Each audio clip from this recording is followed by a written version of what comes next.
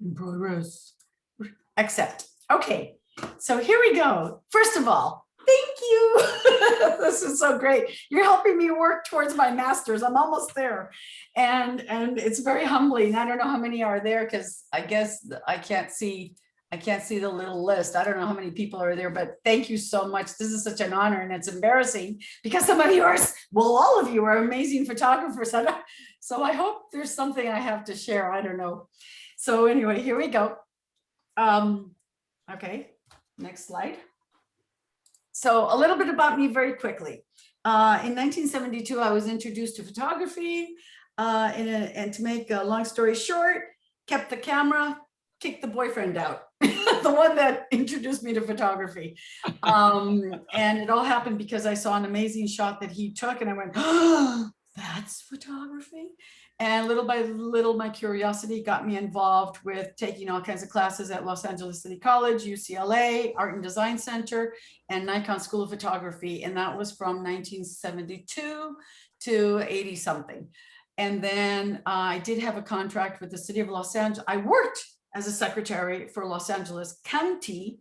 And in those days I was nobody. So I would just clock out at 5 and work until 1 a.m, shooting wherever Los Angeles City sent me, to meetings, to whatever, to concerts, to whatever. So yes, I was the first photographer that I worked for, Rodri Rodriguez, who brought Julio Iglesias for the first time in, I don't know, I've got the magazines right there.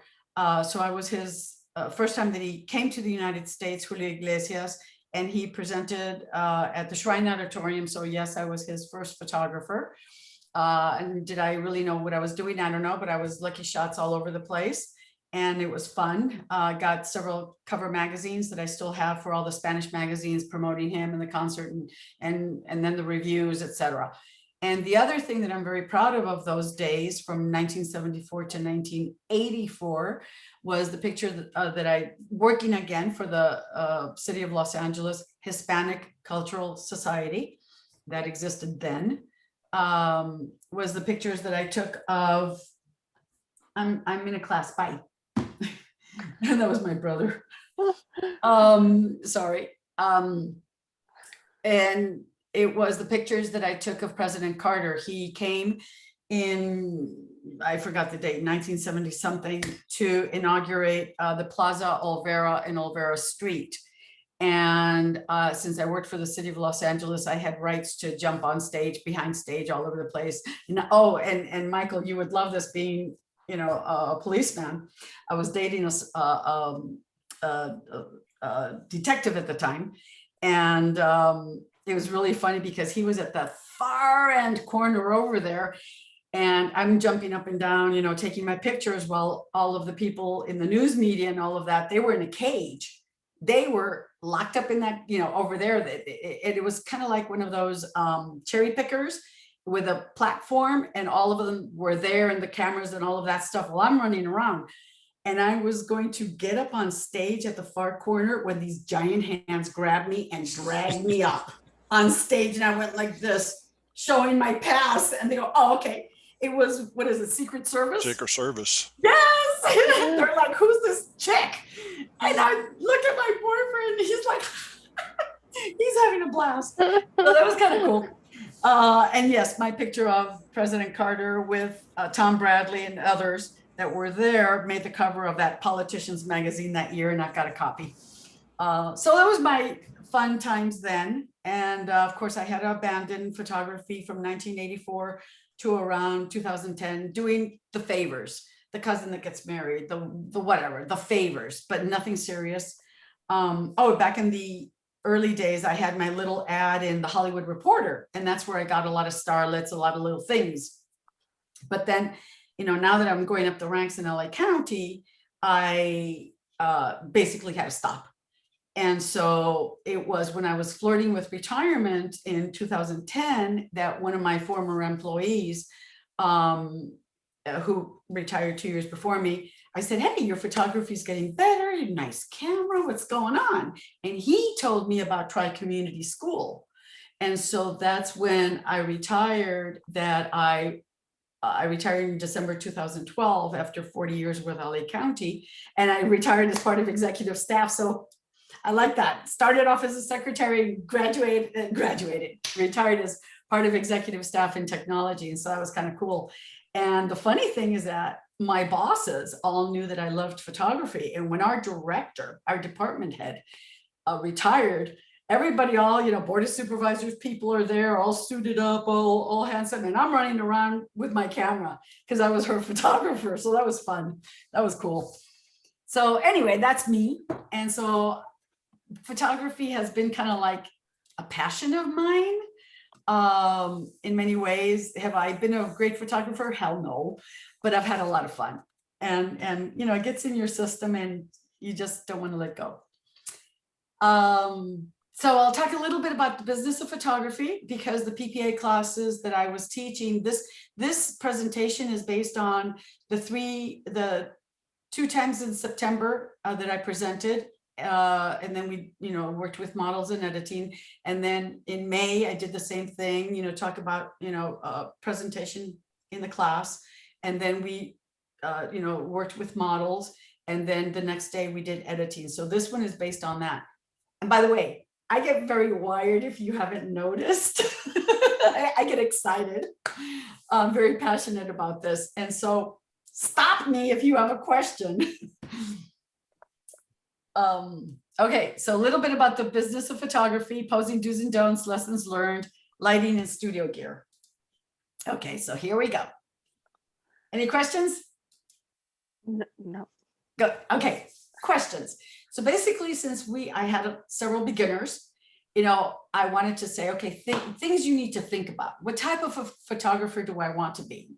Because most of us, some of us, start being what I call the hummingbird. You go from one flower to the next. Today I'm a maternity. Tomorrow I'm doing landscapes. The next day I'm doing pets. And you're all over the map because you're trying to figure out who you are. And so to be successful, what's unique about yourself? And that's what I have heard only 1,000 times from all of the many, many instructors, Michael himself, instructors that I've listened to, studied under, and questions, if you, in terms of the business of photography, okay, do you have a business plan? Do you have a marketing plan? Do you have any startup money?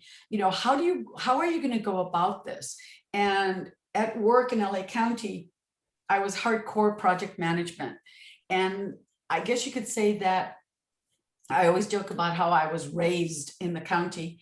And the things that I learned being raised in the county of Los Angeles as I grew up the ranks, those are the things that I have also applied in my business, photography business, my little studio, and how I market and my business goals and stuff like that. So it's really important to know what you want out of this. And also we hear a lot about not practicing on paying customers, and how mastering your craft is so important before you start charging. So it's really important to be practicing. So it's all of these building blocks to become successful at the end goal that you want for yourself. And we're all at different stages. This is something that I really have more clearly defined in my own self right now, because I'll be 67 this year. But when I was in my 20s and 30s and 40s, I could afford to stay until 4 o'clock in the morning editing, because it was film days and developing and having a blast. And I remember my mom yelling, "Get to bed!" And it's 4 o'clock in the morning. I'm still over there developing, having a blast. I can't do that these days. And I don't want to be that hummingbird all over the place. So even when I started up again, flirting with photography again in 2010, even now I'm reducing what my goal is, because now that my husband just retired, I want to spend more time with him. I want to also don't want to be jack of all trades, master of nothing. And my goal is to also get my master's. So even my focal point is now narrower. So what type of photographer do you want to be? What kind of, is it that you want to sell, and what's your uniqueness? All of these things are really critical. Do I need a website? Do I need Instagram? Do I need everything under the sun in social media these days? Heavens to Betsy's, I don't have, it changes every other day. And, you know, do my customers see consistency in my work? And that is so important, because you want to be jack of all trades out there as well. It's like, okay, so what kind of photographer are you? You know, what is it that you're promoting? And also, if people like Sue Bryce, who for, I think she said 15 or 18 or whatever years, she started off in her, first in her bedroom like I did, and then her garage, and that's my studio today. And when we moved down to Orange County, I told our real estate agency, we just moved down here 3.5 years ago. I told our real estate agent that I wanted to see some some locations to maybe rent a studio. And she looked at me, she said, "Are you serious? At your age?" Oh, Why do you want that responsibility? And I looked at her and I said, let me think about that. And she was right. And so we've converted this very large 2-car garage that we have into a more than sufficient studio. And you'll see a picture of it later. And if Sue Bryce can make $1 million, $2 million out of her home, why can't I? You know, why can't anybody? So again, it's because of not your location, but what type of photographer are you? And what's your uniqueness, and what's the quality of the work that you're promoting? So those things are very, very important. And again, you know, all newbies into photography think that they need all the new lenses out there, the new cameras, the new gadgets. No, you don't. And I have a perfect example of, I forgot who said this to, was it Tim Meyer that said this? One of the instructors said, some student had like a $10,000 camera, but you must be a lousy teacher because look, you don't make my camera do these miracle things. Well, no, it's the quality of what you know. Do you know how to use it? Questions, questions, questions. You know, are you working without a contract? What are your ethics? What are in the situation? I heard a lot on Facebook, people not returning, canceled weddings or postponed, not returning deposits versus retainers, all these arguments. You know, I'm sorry, people who had to cancel their weddings, I returned all the money. You know, that's just the way I did it, because I didn't think it was fair. You know, they were already struggling, so have your money. And these giant 200, 300 people that were going to go to the wedding, it turned out to be a wedding of 25 people. Another one was 12, another one was 35. You know, so fine. I'm fine with that. Other people could not return the money. So what does your contract say in terms of what your policies are? If this happens, this will, what are the consequences of these different activities? So be careful how contracts are written. How specific are they? Do they cover all the areas? What I did was I was picking up contracts from all my teachers and all these professional photographers who had been in business, maybe all of their lives or 20 plus years. And I'm a newbie over here, and I was studying all of their contracts. And of course, the resources at PPA and all that stuff, and getting all the language and adjusting and creating mine. That's how mine was created. And then you put your own flexibility in whatever, you do. Where do I find the resources to master my craft? Well, you've got, grow the business, acquire the services of a mentor. Again, you've got the local agencies, you've got, the affiliates, the state, the national, the international, the buddy system, all the independent groups. But, and then you've got all these different schools. Well, we had more before, but it's how much are you willing to put into your goal and the success of your business? That, and then there are a lot of, like look at all the fantastic classes that Michael Collins puts up on PPC all the time. Also, you have a lot of people that say, oh, give me your price list and I'll just copy it. well, do you really understand what you're copying? Are you really assessing, if you're, and in the first few years, I really was working for free. By the time that it would take me forever to edit images, because yes, I used to buy all kinds of software for my staff. I knew how to spell Photoshop. I had no idea what it did, but I knew that my staff all bought all those bunches, those packages. You know, we would pay like $2,000 per employee for those packages that Adobe sells, because that's what they needed to do what we needed to do for LA County. Did I know what they were doing? No, I've never been a programmer. My whole education is business administration. And it took me 2 years of crying, many boxes of tissues to learn how to use Photoshop. And so, yeah, by the time that I would finish editing anything, I already had 50 hours in there. So I was working a penny an hour by the time I was done. So you have to ask yourself, am I making any money? Have I really established the cost of doing business to make a profit? So there's many people that really depend on this. I am blessed that I have a pension from LA County. So I was not dependent, I am not dependent on photography. But I use that money to help others or donate or whatever. That's what I do. And so again, what are your goals? And then questions to ask yourself, is my business truly formalized? Have I gone through the business license process, through the city, the state, the federal taxes, the solid product list? What, you know, what does it cost me to hire the second shooter, the assistant, to buy my gear, to the permit to go to that beach to take the picture, and then shoot, and then edit, and then get the album and give it to the customer? Okay, so you charge them $2,000, but guess what? I'll give you a perfect example of, if you look at it as money lost, I charged $2,700 for a minimum package of this one wedding, but in the end, it cost me like $3,000.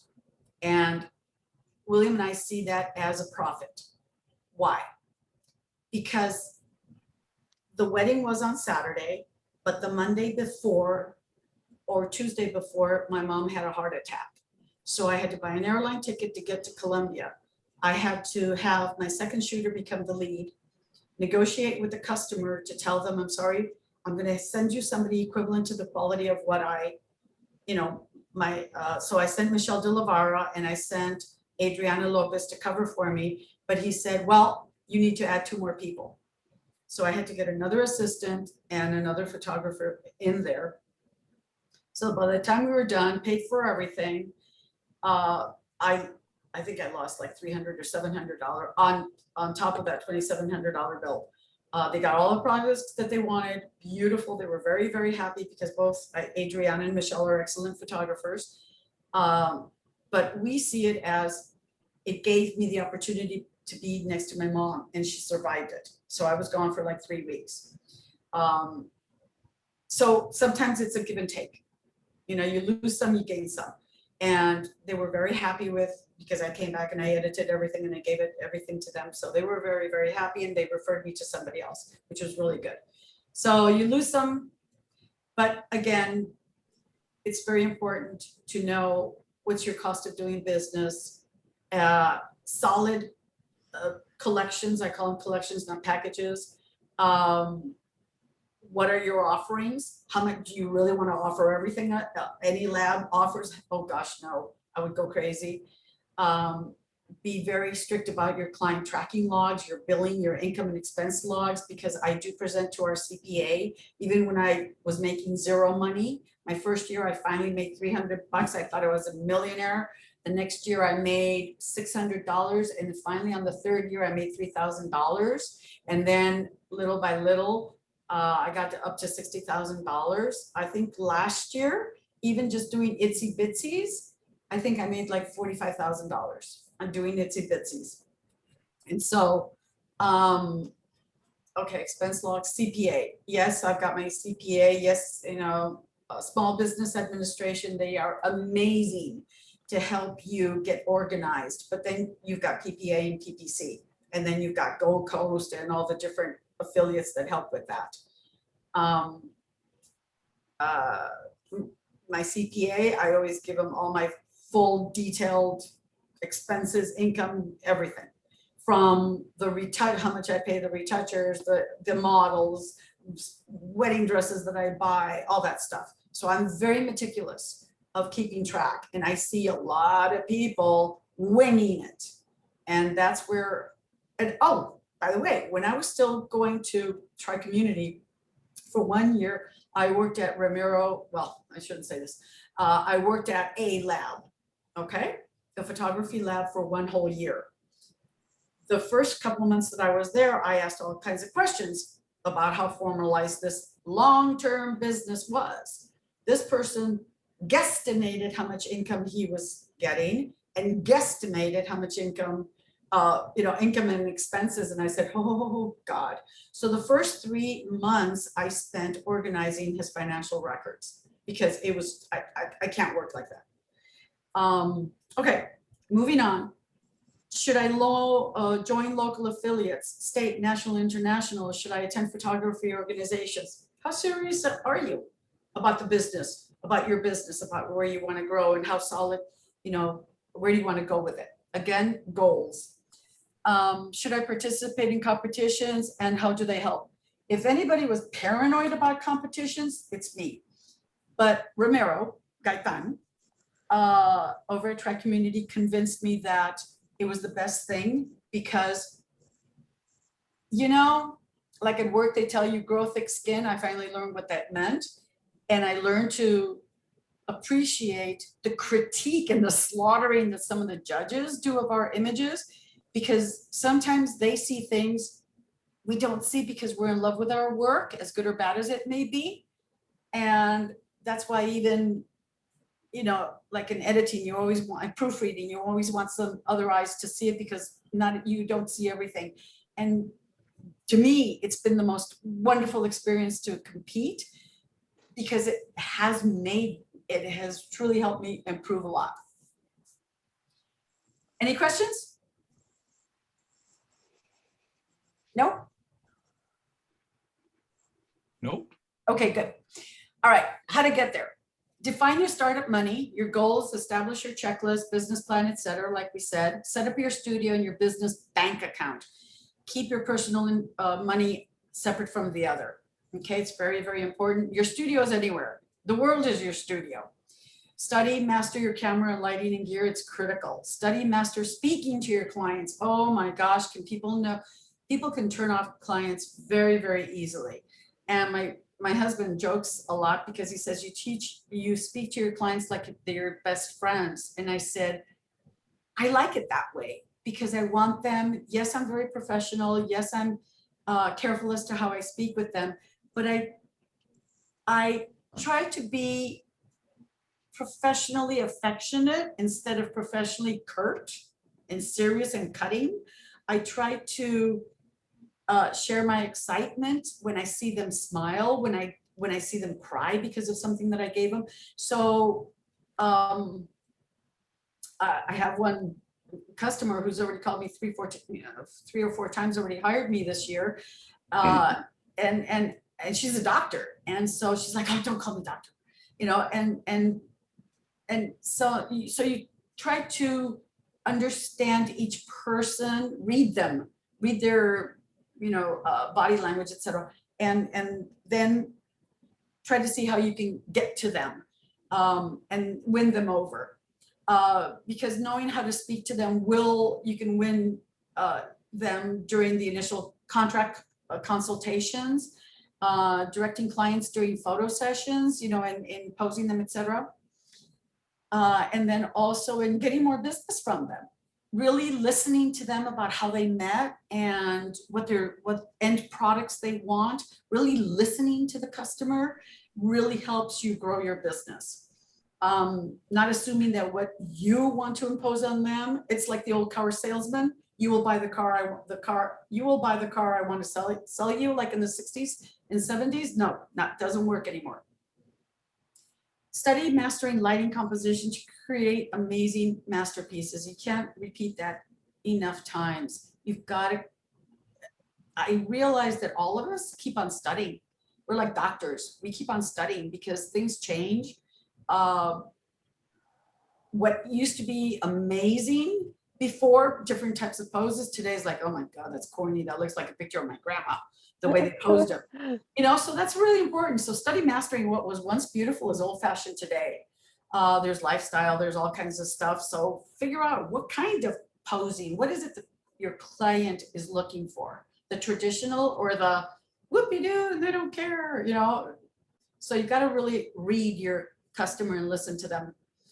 And it's interesting, something that I've heard from other professionals about how wedding photographers are your everything photographer, because you're doing the portrait, you're doing the lifestyle, you're doing, you know, all kinds of different things, you know, portrait, headshot, landscape, natural lighting, flash, you're on the go, natural, you know, all this stuff. So those that are into wedding photography, and I still am, it's really interesting. It's quite a workout in every way, not just in, you know, physically, and also in testing your abilities.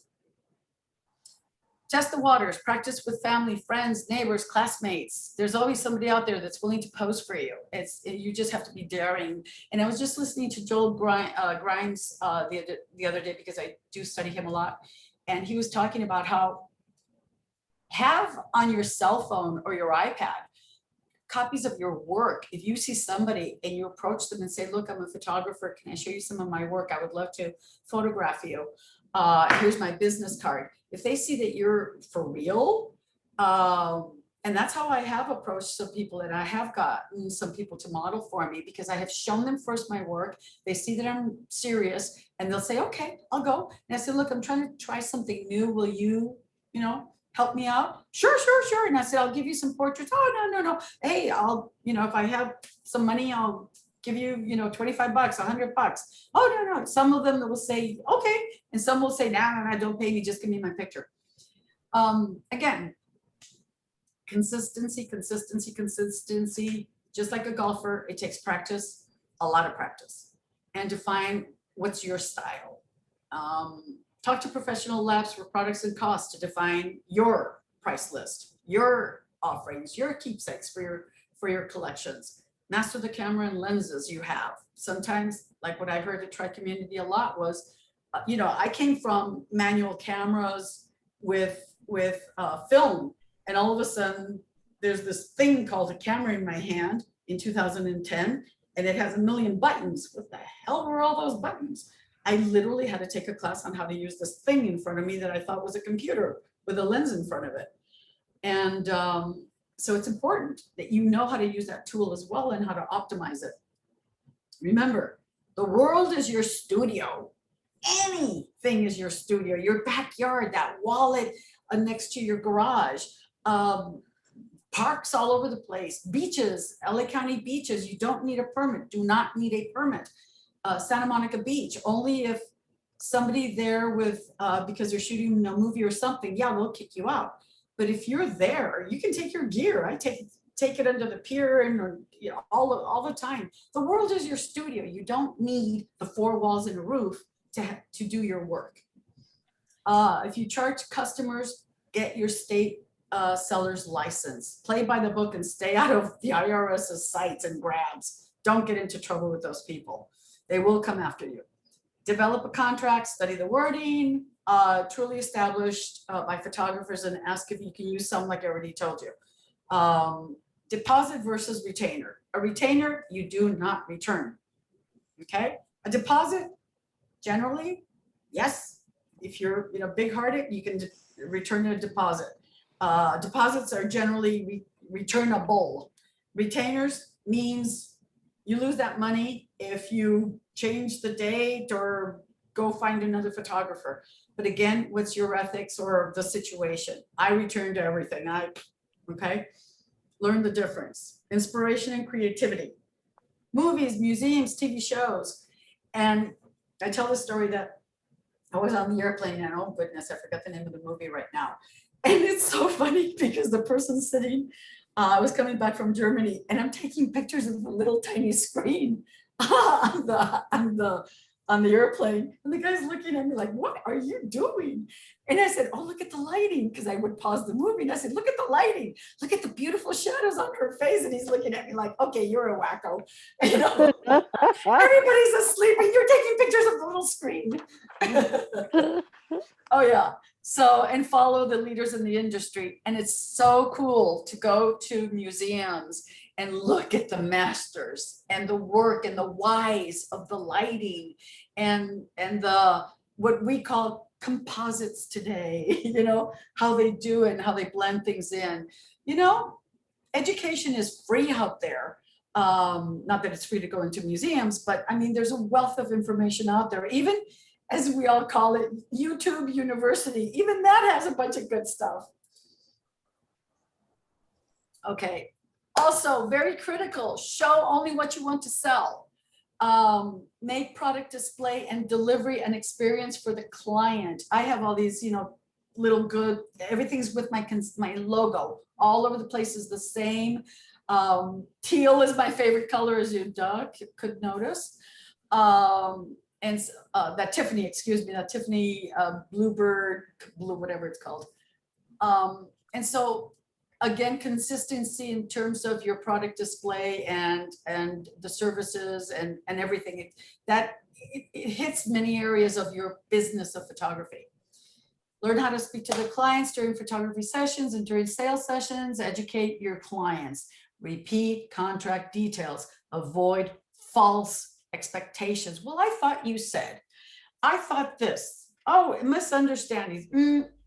Either show them the paragraph where it says ABC, or repeat it so many times, or like I had my customer, for those of you that weren't present, you know, she kept on changing things on me. And I said, oh, let's sit down and write this down. Number 1, you said, number 2, you said, number 3, you said, now sign it and date it, and I'll sign it and date it. So when we met again, she had changed everything. And I said, remember this? Oh, so there are no misunderstandings. So knowing how to work with your customers and honing them in, respect timelines, theirs, yours, weddings or whatever, you know, discuss preferred wardrobe. Okay, when this coming Sunday, I have a nurse and this gentleman that works for the movie industry. It's their real engagement session. And for the last several weeks, we've been talking about wardrobe and where we're going to go, makeup and all of that. Okay, so that's covered. Now, I have another customer that a couple of years ago, she was telling me her wedding theme was tropical. Therefore, she was going to have green nail polish for her engagement session. And I said, oh, I don't think so. Let me tell you why. And I said, I don't know, can you see me? When I said, when you put your hand caressing your fiance's face, do you want people to focus on your nail polish or the love between the two of you? Because if I have green nail polish, I'm not going to take my eye off of that. But I want to see and promote the love between the two of you. So it's your call. Which do you want? She goes, oh, so what nail polish should I use? And I said, neutral. Okay. Even the French nail polish sucks because it draws too much attention. So even I talk about nail polish. I'm that meticulous about that. Clearly express what you do and do not offer or will not do. Let me explain. Another customer of mine, he's an agent for the movie industry. And Leonard, we did his engagement session with Michelle, beautiful, did his wedding, beautiful. And so as an extra gift, he wanted the boudoir session for his wife. We had to wait 2.5 years because she got ill and everything's fine now. And so last month we shot the boudoir session. However, 2 months ago, I said, hey, you know, boudoir dates approaching. Let's talk about what you like and don't want. Send me some pictures of ideas that you like. I always like to tell them to do I like to give them homework. Go do some research as to what you like or expect. Sends me a bunch of pictures and I said, okay, first of all, Leonard, love you, but I will never shoot up a woman's crotch, let alone, anybody. So these pictures are more closer to porn. I don't do porn. Oh, but Anna, this and that, this. I said, I will respect the human body first before I give you this, because you're not going to get it from me. I'm not your photographer for that. Well, what do you recommend? And I said, I'm into feminine, sensual, the hint, but not here it is. I'm not into that. I'm into respecting the human body. So he says, okay. And I said, also, I will not take any of those pictures that you want until I get your wife's authorization, because she needs to be comfortable with them, because these I will not take, but these, she needs to approve. Okay. So we did the photo session my way. He loved them all. So you need to also be very, like I just told a friend, this is your business. You need to stand up for it. You need to speak up for it. You need to defend it. But you need to know what it is that you will do and will not do. Okay. Meet your commitments, your reputation depends on it. Okay. The sales session. You talk about your collections, what you're offering, the engagement, be sure that you repeat, and you're on top of them. Okay. What is included, what is not included. Walk through the process of the engagement session about, again, what they should expect, what they wear. I have a whole guide on my website as to what is expected of the engagement session. The same thing, the wedding venue. I like to, if I have never been there before, I used to shoot a lot for Castaways. So of course I knew it inside out, but I drove all the way to Temecula just recently because I've never been to that mansion or whatever it is over there, some resort. And again, what I hear a lot from a lot of the teachers, my instructors have been, when you're shooting an event, any event, think of an album, even though the person may say that they don't want the album. And that just happened to me. The lady from over here, Newport Beach, that sort of hired me 3-4 times. She only called me because she wanted a portrait, her 30-year wedding anniversary, just a portrait. So when I get there, I said, oh my God. Well, first of all, I thought it was a freaking palace. It was beautiful. Overseeing Newport Beach, blah, blah, blah, and those millionaire homes. And so I said to her, oh my God, your house is so beautiful. How about if we try portraits here and try portraits here and try portraits there? Well, before you knew it, we covered many gorgeous areas of that house. Literally, it looks like a palace. They're from Syria. And she was wearing her original wedding dress, and her husband, they're both doctors, original suit that he wore for his wedding 30 years ago. Both looked, of course, older, but young, fit bodies. So I was dragging them all over to the living room, to the entryway, to the this, to the that. Okay. So, because I'm thinking album, all she wants is a portrait. Well, she bought the album. She bought a bunch of stuff. So $599 or $795, I think, was the portrait. We're up to like $3,500 on some little things. So shoot for the album, because you don't know what might happen. Cover the event from the end. Oh, also, guests at the dinner table, please, Jerry Guiones says, please don't show me dirty dishes in a wedding album. Tell the people to stand up, put them over near a beautiful wall or whatever is out there, but get them away from the dirty dishes. Don't have those dirty dishes in there, okay? Social media, do we really need all this stuff? Okay, Instagram is #1 these days. Also, these little quickie videos on Instagram is really perfect. Facebook, a lot of people say that's for moms, but guess what? Mom and dads are the ones with the money to pay for some of these things.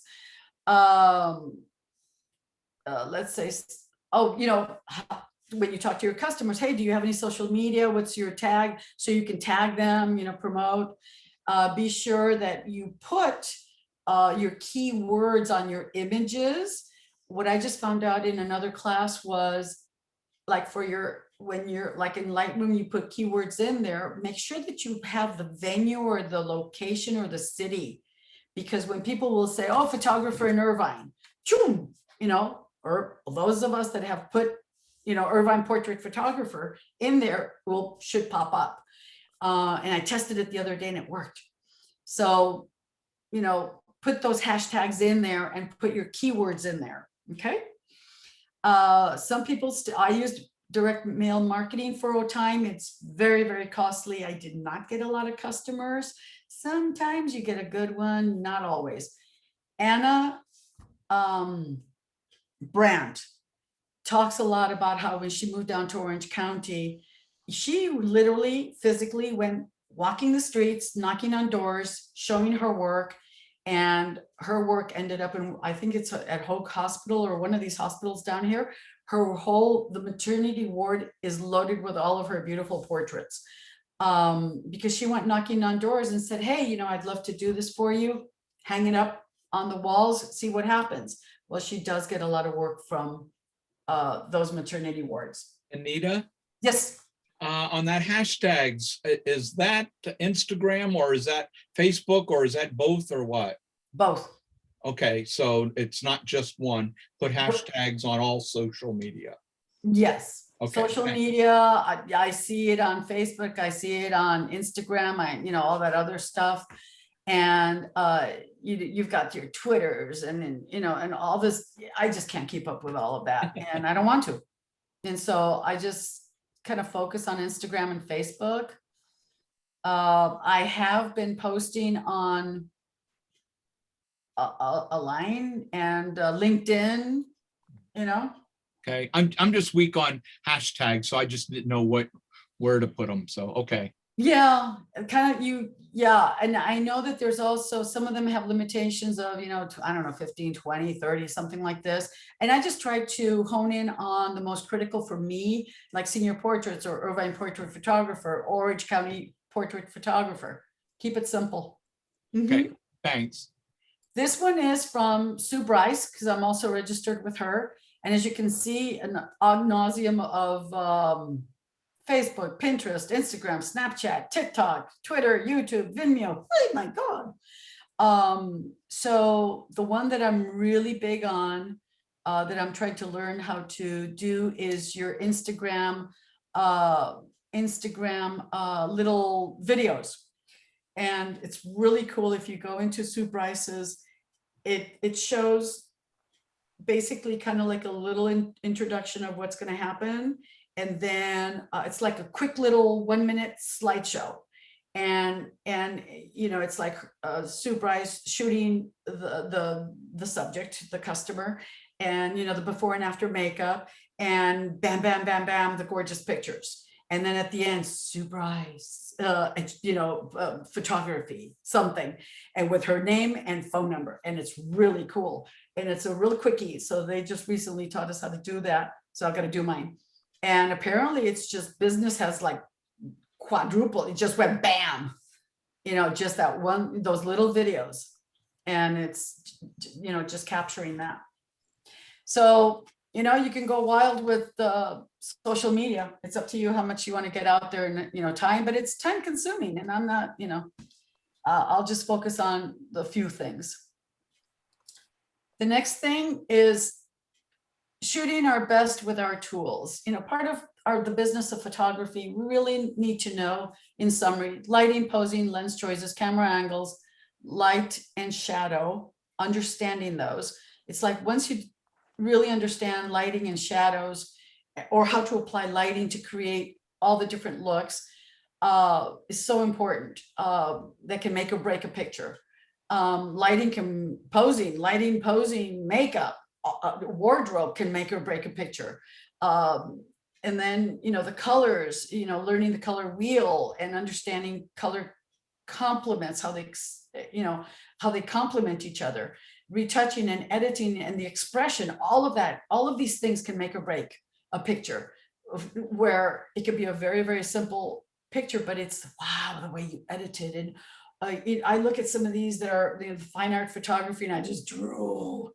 And there's nothing, it's just one person sitting there looking at the camera, and it's just how their hands or their makeup or that expression, wow, and you just drool, and there's nothing, there's no anything happening behind them but just a beautiful color backdrop.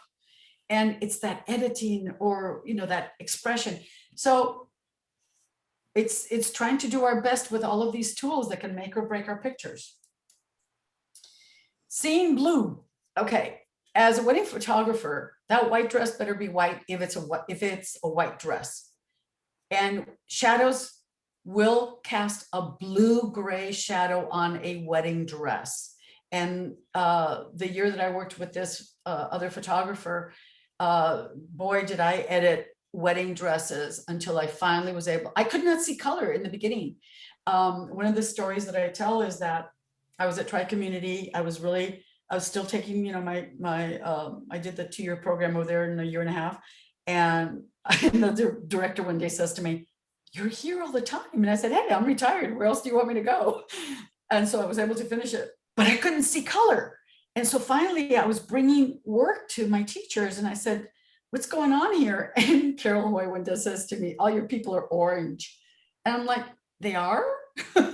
It's because I guess I had too much red, or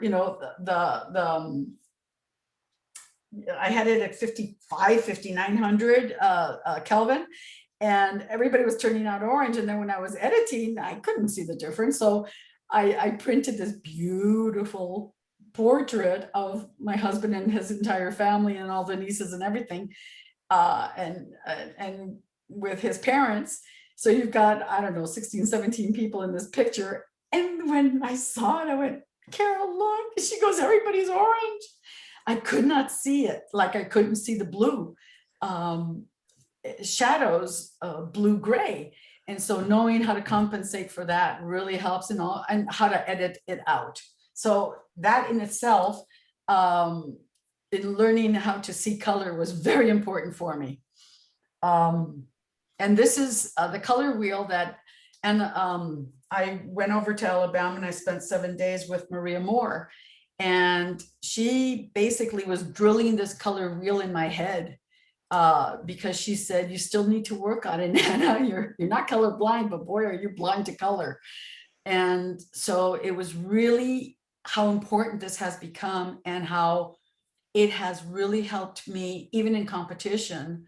Because when I was getting my CPP, and I was working with Rick Farrow, one of my teachers, and showing him my work, and he goes, "No, Anna, for low light, you don't have a white dress with the darker backgrounds. You need to have complementary colors." Another one that would drill the color wheel on me. And so really studying this, and if you're going to take your CPP, you better know it, because you will be asked about it. And I've really come to appreciate the color wheel a lot. Anybody need a break or anything? All good? I'm okay. Okay, here we go. Make every image count. Always pose your client to flatter them the most. Learn which poses, angles, tilts of the head or shoulders are masculine or feminine in nature. Okay. Today I was taking a class by one of the famous photographers. God, I just forgot his name. Oh, I apologize. I just forgot. I took a class this morning, and he was saying that he's one of the old timers, that the famous photographers of the 70s and 80s. He says, women can handle masculine poses based on how you pose them, because did you want to show them as strong and they're the boss, and that's strength and the power, like the power poses. But be careful with men. They cannot handle the feminine pose, because then, okay, do they want to look feminine? That's a different thing. But you don't want a very masculine man to come out looking very feminine. Okay, so be careful with that. What's the best or preferred side? Yes, I have had people tell me, "Oh, this is my favorite side. This is my best side. Please, please, please." I had a real estate agent just recently in here, and she's like, oh yeah, please always shoot on this side. And I said, okay, I've done all of the images you like your way. Can I now do my way? And she goes, okay, I still have time. So I bam, shot some. We came down, and I think she forgot about her best side or her whatever, because she's picking this one, by the way, I will shoot my customer in our garage, and it's all set up like a studio. And then I like to come down here, put them in Lightroom, and together, my customer and I know that a lot of photographers will not show their customers their sins or mistakes or whatever. And so before the customer comes down, I've removed the ones with the eyes closed or the test shots or the whatevers, and, try to have the best of the best up there. And, you can see sometimes the, what is it called? The diffuser, the softbox there, the whatever, but they know that these are raw. And so we will select. And I'm noticing that she's selecting several of the my poses. And I said, I thought you were very strict about the one side. She goes, but that one came out good. So work with your customer that they may believe one thing, but they don't know that you're the professional who might maybe show them that you can also work with a different pose that they thought was never good for them. Okay. And I've done it with heavy set people to make them, flattering. So think of what's going to make them happy. Do their work first, and then, ask if it's okay if you can have some of your shots and see what happens. Again, the backdrop, does it complement their wardrobe? What Maria Moore would do every morning, because I was there in her studio, I got there on Saturday, and it was the following Saturday. I lived with her and her family for 7 days in her home, and then we'd get up super early. We were in the studio by 8 a.m. setting up for the customers and all of that. She's over there in Alabama, and she's PPA masters. And she would always ask her customers, what are you wearing? Because then that's the kind of backdrop that would go on. And she does a lot of seniors. And again, she would have me change that background. She wanted me to touch and feel it and sweat it. And I'm there ironing backdrops and doing everything. And, the whole thing, helping set up the studio, because she wanted me to live it and get the experience. And it was really awesome how she would literally study that color wheel. What are they wearing? And what backdrop was going there. So that's really important.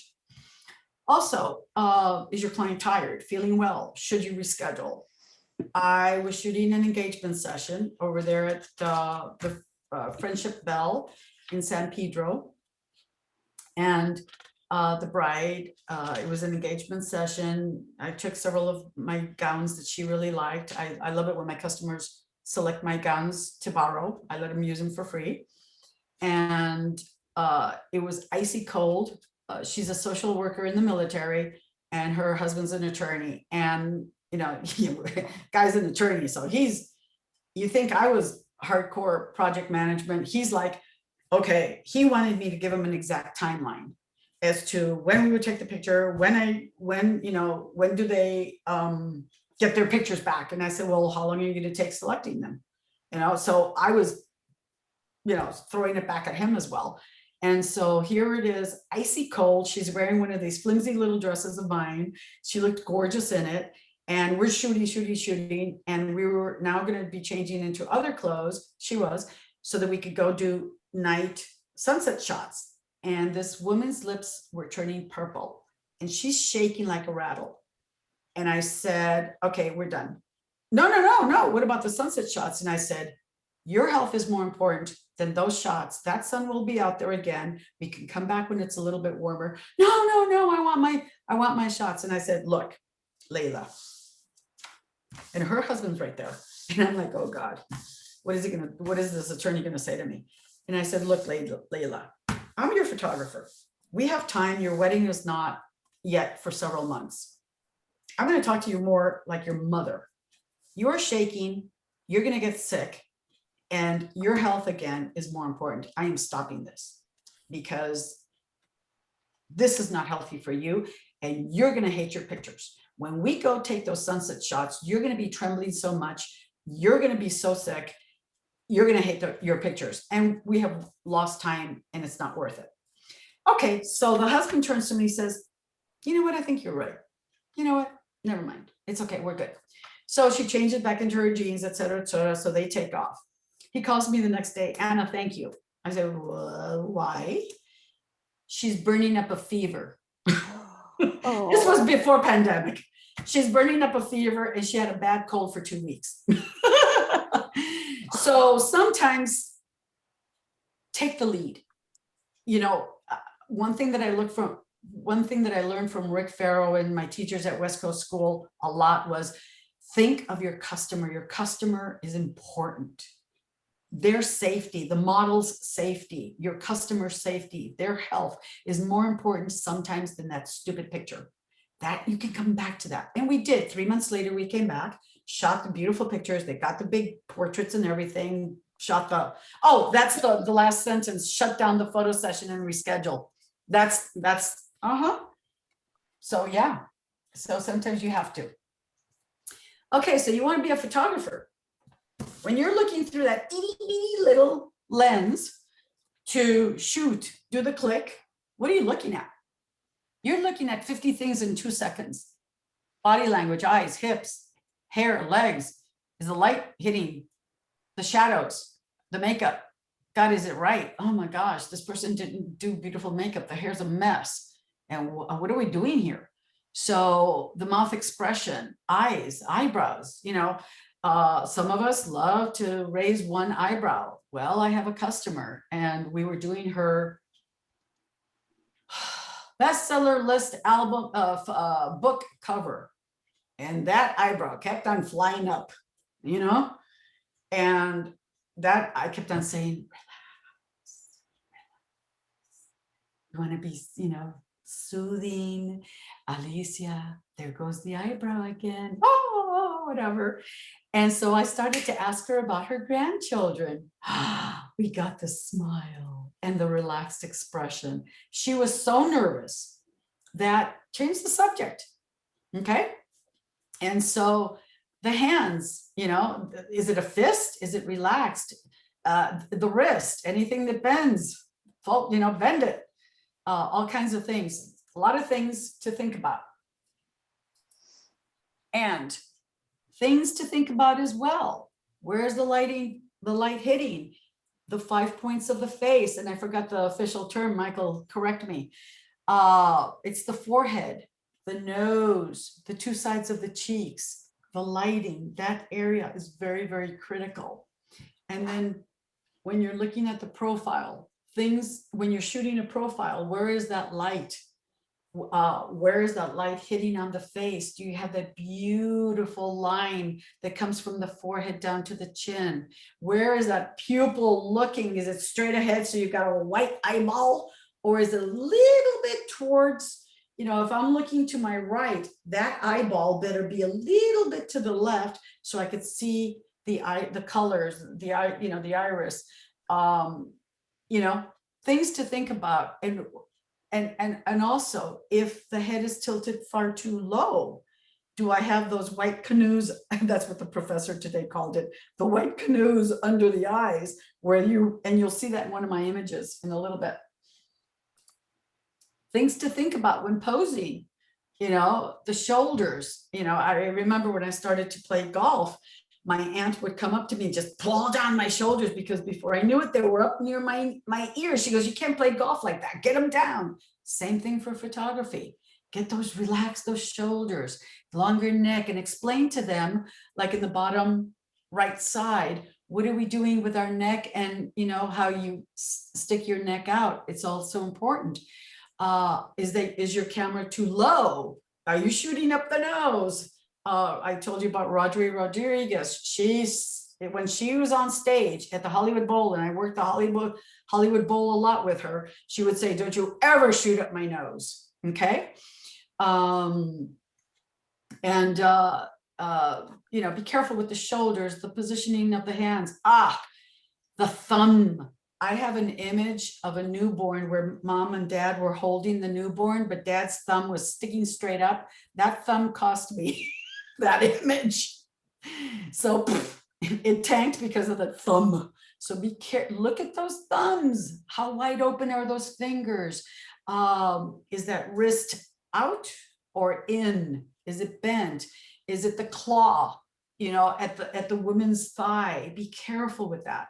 Are those elbows glued to her body or popped a little bit because you want a little bit of the waist? And so also, looking where the light is and the shadows that they're causing, are those, we'll get into that in a minute.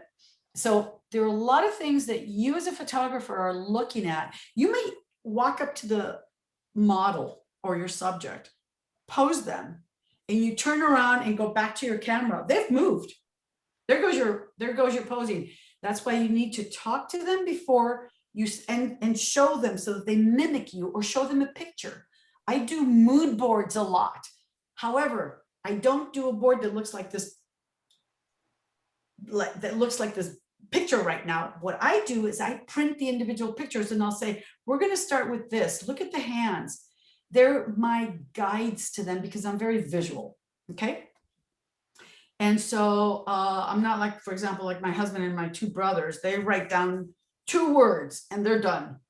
Now they can talk about the whole subject. No, I've written the whole page so that I can remember the whole subject. So I'm very visual. And so I do the same thing when I'm with paying customers and models.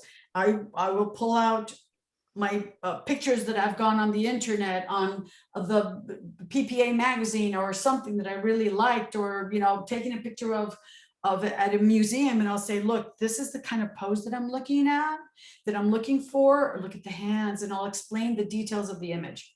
So it's very important talking to your customers, because many of them, most of them, have never posed in front of a camera, and that thing looking at them scares the daylights out of them.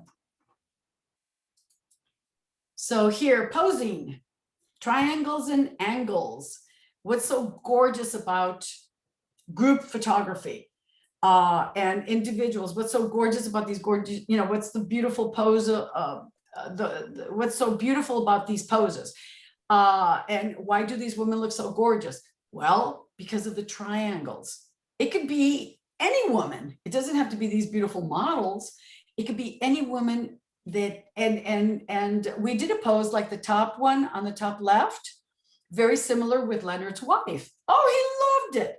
And there are many of us, excuse me, gentlemen, there are many of us that are flat butts. Well endowed in the front and totally flat in the back.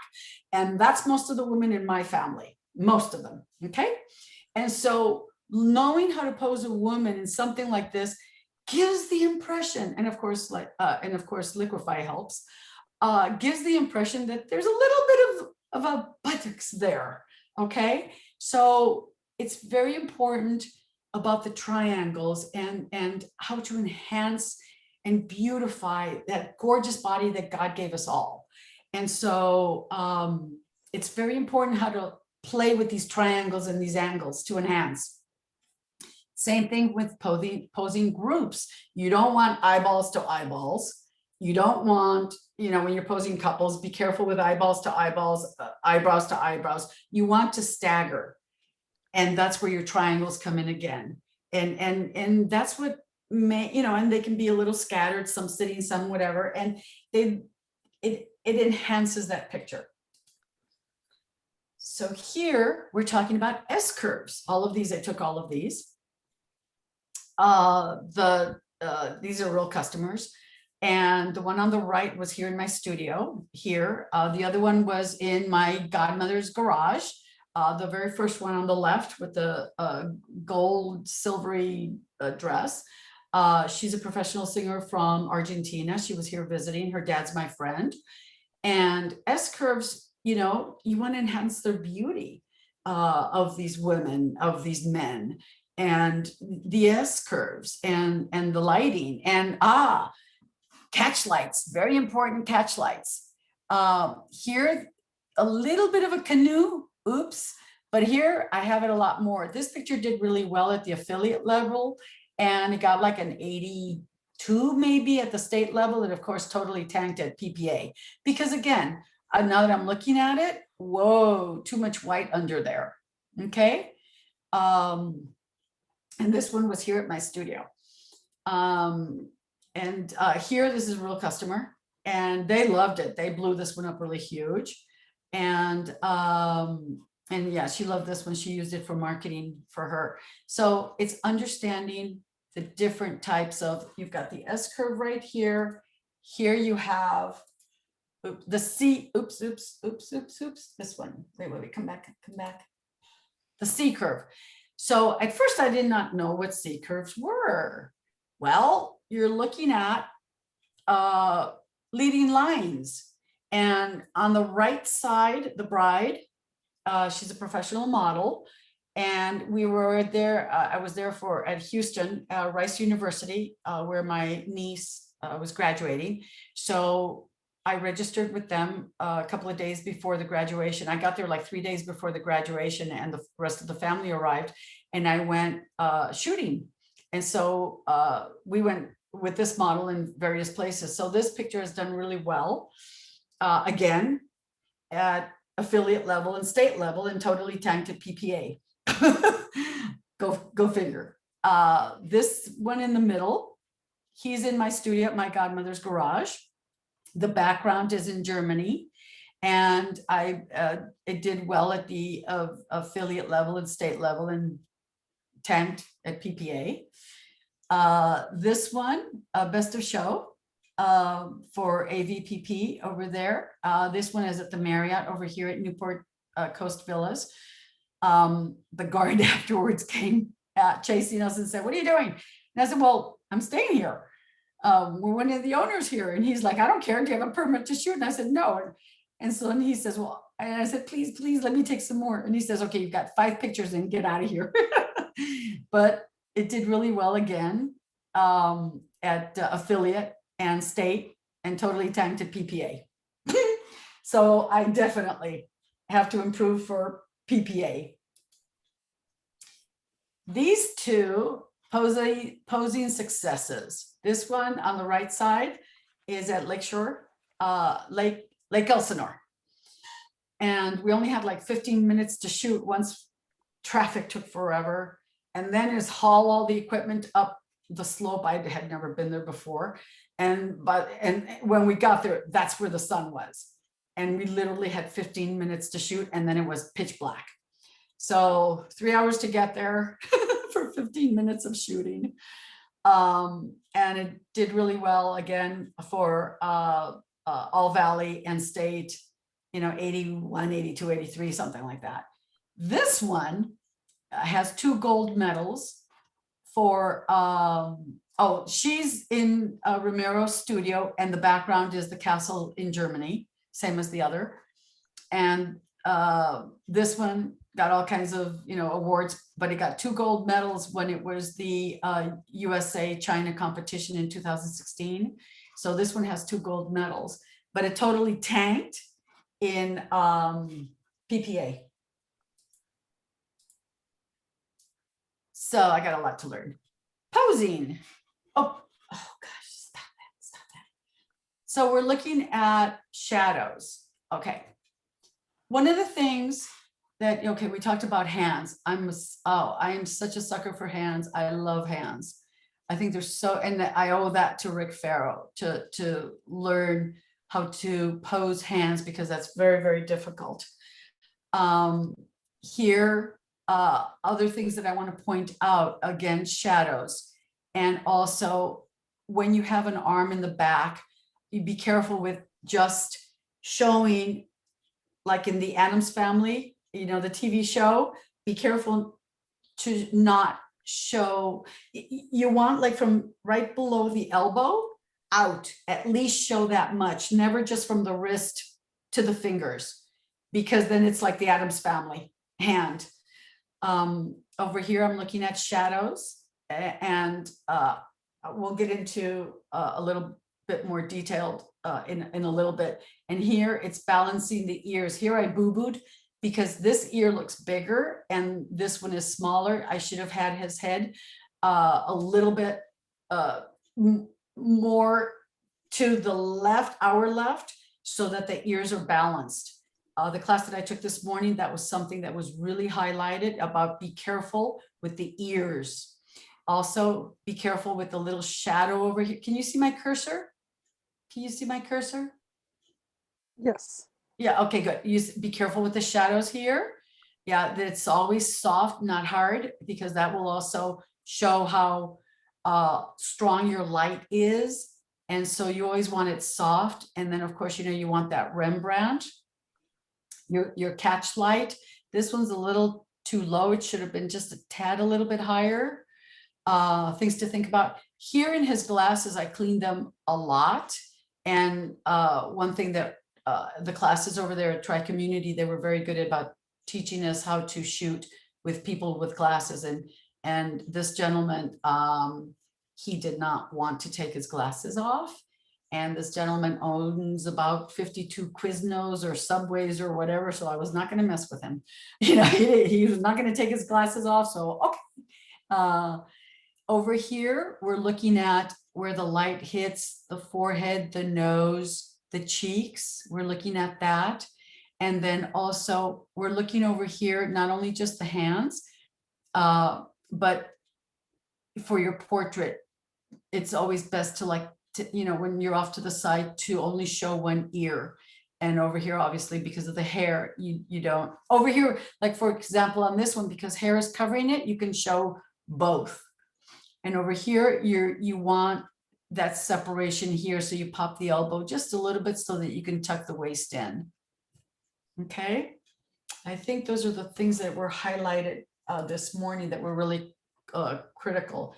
And posing couples, what's really important is you want to emphasize her, and she was very proud of her dress. This is real customers, real customers, real customers, all three. And these were all the 2 engagement sessions, and this one was a wedding anniversary portrait in the middle. What we were talking about, you want the eyes to be off center. You don't want them to be eyes to eyes. And here you're emphasizing, the woman. And there's a joke about how during engagement sessions and weddings, the man is just a token there for the woman. You want to really emphasize her. And this is Echo Park, and she works for USC in administration. And so she always drives by here, and her dream was to shoot there. And so we were very lucky. We had an amazing day that day. And also it was just perfect. And this is, 4 years ago, I believe. And on the right side, we have, she's an attorney and he's a doctor. The day that we had scheduled to go shoot over there at Pasadena City Hall, the entire City Hall was rented out to some big muckety muck event. And so I buttered up the guard and I said,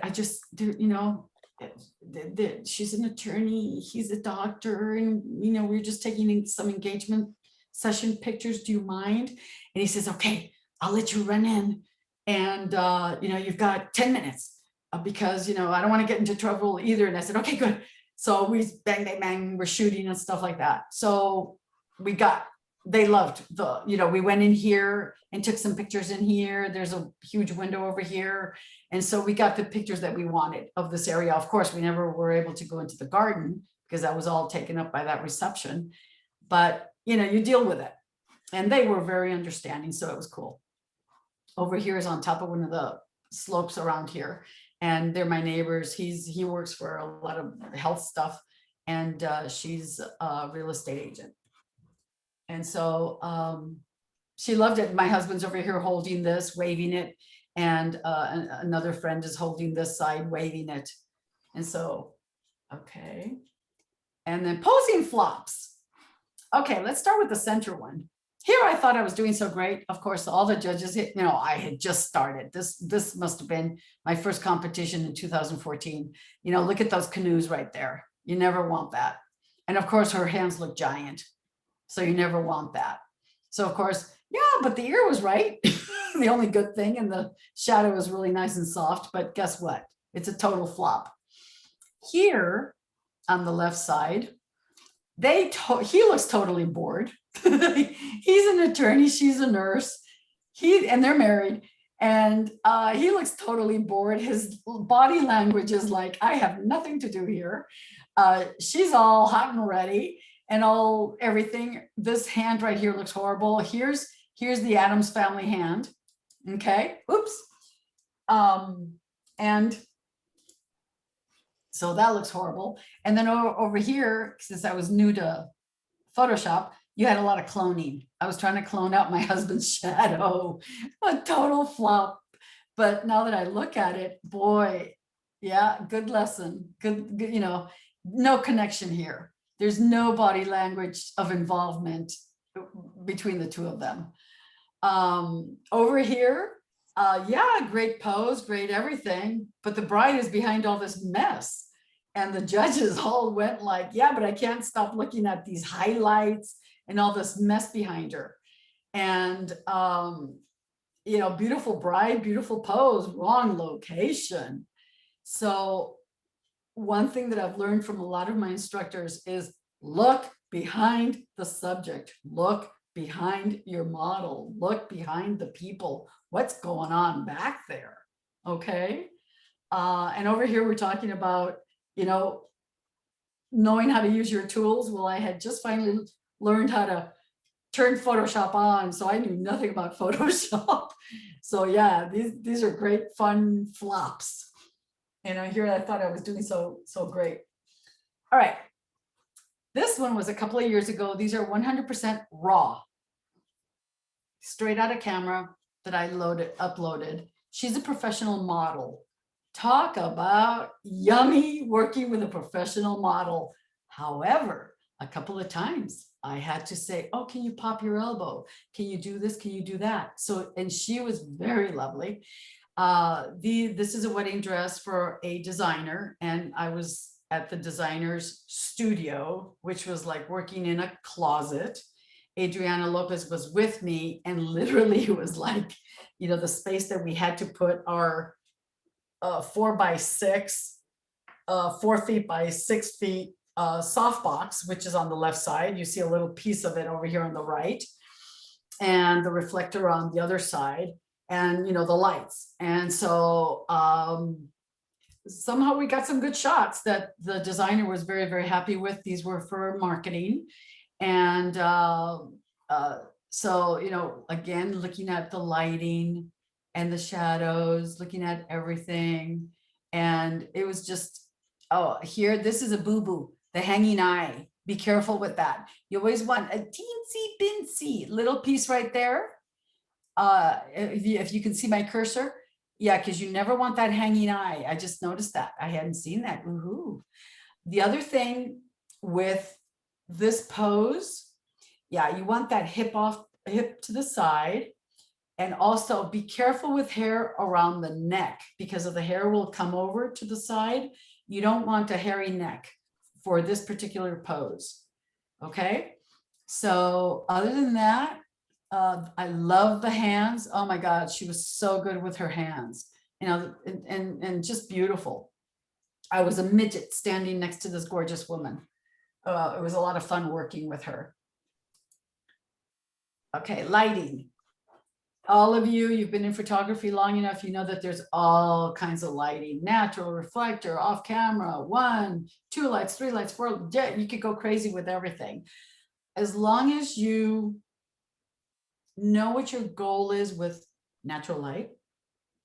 And I hear a lot of the professors say, oh, when I hear people say, oh, I'm a natural light photographer, that means you don't know how to find the light, use light, or create natural lighting using light. And so, you know, be careful with that. Obviously, landscapes are natural light. But if, you know, you're out there working alone, you know, sometimes I'm lugging 2 lights and I've had to deal with it. Or 3 if you want one in the back for separation, because maybe you do or don't have separation. But there are a lot of amazing photographers, I mean, outstanding photographers that all they need is 1 light. And so what's your, you know, choice, and learn how to use it and why you're doing what you're doing. Some people say, I don't know anything about ratios. And one of my photographer instructors, Gabriella, she says, I do not use a meter and I don't go into, ratios. I look at the back of my camera, I blow it up with, tethering. I look at that picture.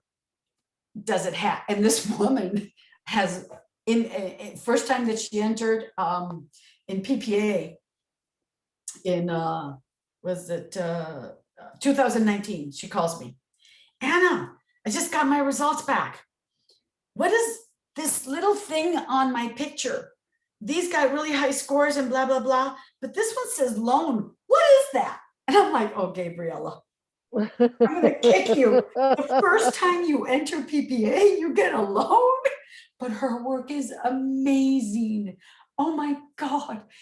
Talk about fine art photography and the contracts. She by trade is an engineer. Okay, she gets married and, like many of us, we're American citizens or whatever, and, came to live to the United States. And so she says, well, I can't be an engineer over here. And I'm really in love with photography. So she studied, heavy duty, hardcore, studied photography for 2 years and then starts entering competitions and starts just raking the awards. I'm like, really? So, yeah, she does not meter and she does not use ratios. She looks at the image. Okay. So here we go. Lighting patterns, flat, whoosh, straight head on. And people go, but it's nice. No, it's not. It makes you look heavier. There are no shadows. And look at anything around us. Even right now where I've got all the lights off in this room, I still see shadows because it defines us. It gives us depth and dimension. And so we need shadows to define us. Flat lighting is flat lighting. Just recently, I submitted something in competition, and when the judges said it's kind of flat, and it's really funny because, again, in the beginning, I could not see that. What do you mean by flat lighting? I just like broad lighting. What does that mean? And it really took a while for me to see flat lighting. Okay. Butterfly. Old Hollywood. They love the little butterfly. Issues with butterfly. Don't go too deep. Don't go too high. You need a little shadow down below. Okay. What I've started to do, and by the way, these are images by Darlene Hildebrandt, okay? None of these are not mine. So what I've started to use, that oval reflector, or any reflector. I used to use my regular flat reflector just on the floor against a little chair, bouncing some light to fill in the neck. Because to me now that I can see things, this to me is too harsh. Okay, but thank you, Darlene. I needed your sample. So for the butterfly, okay, and you can tell where the light is. It's right behind the photographer. Okay, for the beauty dish, or right over the photographer, and you want that just a tiny, tiny bit, and that's a lot of your Hollywood images are like that. Lighting patterns, the loop. Okay, you have your loop, you've got your open loop, and you have your closed loop, okay, to show depth. And again, you can see where that catch light is.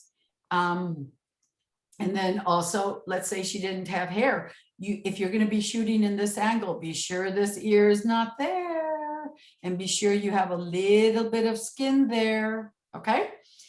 Formed around the face, because it also makes your face thinner, okay?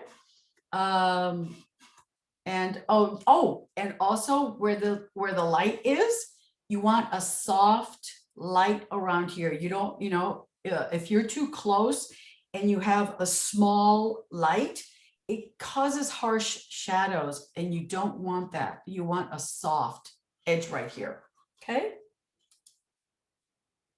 Here you have the Rembrandt. Ah, my favorite.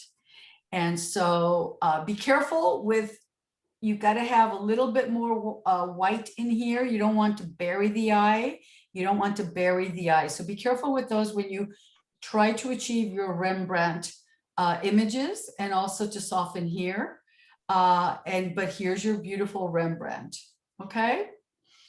And again, it's soft. It's not a harsh in there, okay? And you know why this whole thing with Rembrandt, right? Is because his window was up high and he didn't have any lights. And that's the lighting that he used, therefore, thus Rembrandt lighting. Okay, split lighting. Generally, you don't want this for a woman. Predominantly, you know, men to show power or whatever, because you've got a brighter side, a brighter half, and a darker side. So it's really unattractive for a woman. You know, you see this a lot in athletes. You see that a lot. Oh, and also like your bodybuilders, et cetera, et cetera.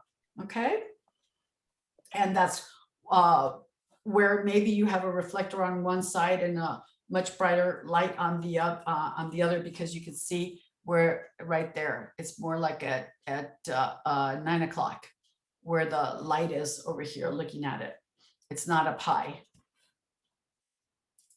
And then you have here lighting patterns, broad. I could not get the silly broad. Broad is, and there is a master photographer, Jose Quintanilla, who, when he was getting his CPP, submitted an image like this, and it was rejected, because although you were supposed to show broad lighting, you never show it for a woman. And that's why his image, when it was that type of submissions for CPP, that was rejected. So here he had to redo it. He did it with a man, then the broad category was accepted. And that means you really want to have her looking more towards the left.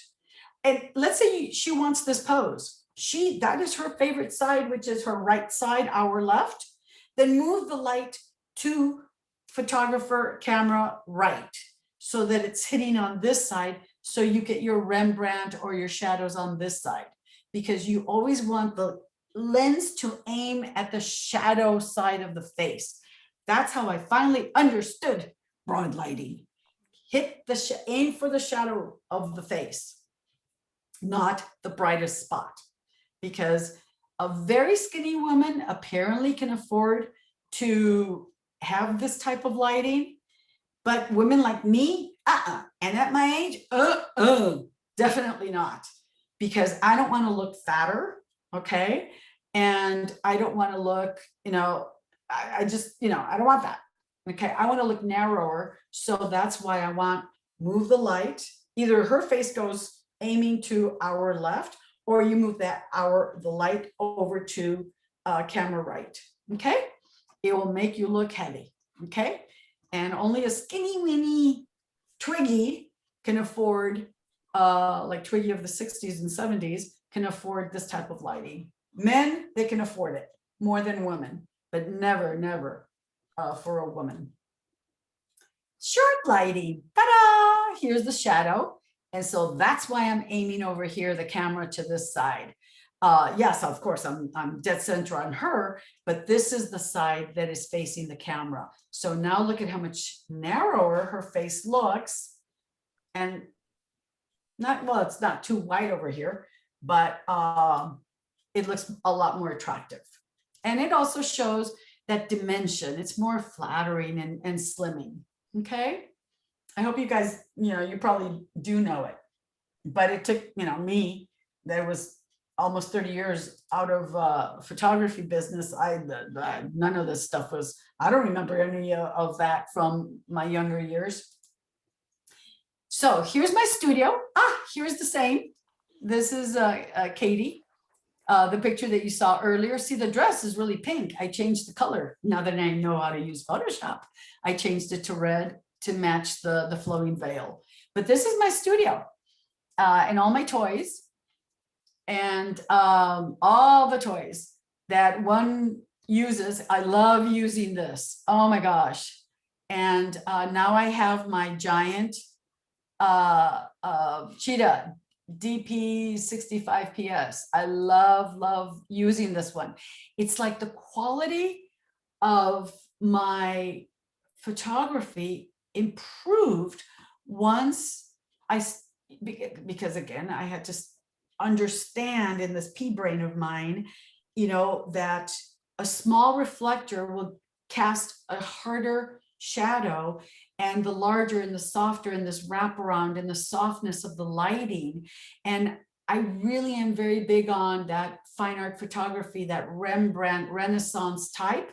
And that's what I'm working now to really master, so I can finally get some merits in PPA and get my master's. I have zero merits for PPA in exhibition, because everything, even my Kodak Award winner, tanked at PPA.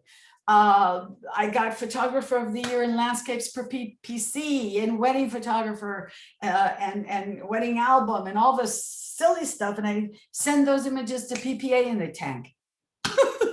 So that's my next step, is just focus on what am I doing wrong, and really trying to get that PPA masters. And I'm just minutes away from my PPC master. So I'm really excited about that. And thank you for helping me with this. So these are the toys, but these toys are the ones that have helped me improve. Now I just need to master using my toys. Okay. It really has helped. This one is 4 feet by 6 feet. And that's the big, here it is, the big puppy right here.